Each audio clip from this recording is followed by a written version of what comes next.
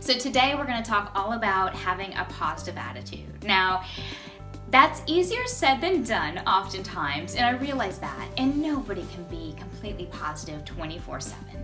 But I do think there's a difference between having a positive attitude and just being chipper, being a cheerleader all the time. For example, when I wake up in the morning and I'm not a morning person, I do not just burst into the day in a chipper mood. I have to ease into it. But that's not to say I don't have a positive attitude. I think it's really important to kind of understand that we have that choice we get to make each and every day. And I learned about this really early on, growing up through sport. In fact, I always looked to this one time in my career. I had a friend at the gym that I trained with, and she always kind of looked at things through this negative lens. And I began to see this start to kind of affect the rest of the team, and I didn't really want it to affect me. I had enough going on. I didn't need one more thing to worry about. So I started kind of playing this little game with myself. Every time she would say something negative, I would, in my mind, just tell myself two things that were positive.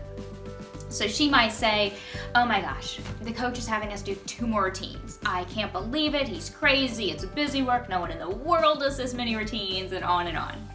Well, I would kind of stop there and I would think to myself, okay, I had an injury last month. I really couldn't do that many routines. So now is my opportunity to get better, to train more skills. Or I might think, I don't know, maybe the Russians are doing 2 more routines. Maybe I'll do 4. I want to compete with them.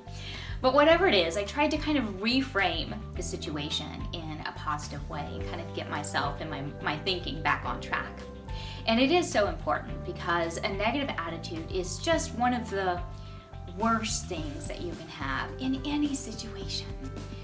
The good news is that it's one of the easiest things to fix because we get to be in control of that. And there's very little in our lives we get to be in complete control of, but our attitude is one of them. And people notice when you are the yay sayer, the go-getter, the one with the can-do attitude in the room. And it can be a very powerful thing to be that one person that sees barriers as opportunities and faces obstacles with a smile and maybe even a sense of humor. Someone who focuses on solutions rather than problems. Now, I believe that a positive attitude is a choice that we get to make each and every day. And I know there are some times in our lives and some days it's just not going to happen, and that's okay. But if on most days we can wake up and we can look for the good around us, then that's a pretty good start. So today and this week, I challenge you to reframe any situation where you feel like you're kind of going down that negative path or having those negative thoughts. Reframe the situation into a positive way with that positive lens and see how you do. And I bet that most of us, when we reframe situations into a positive way, we're happier, we get more done, we're more productive. And it's something I really talk to my kids a lot about.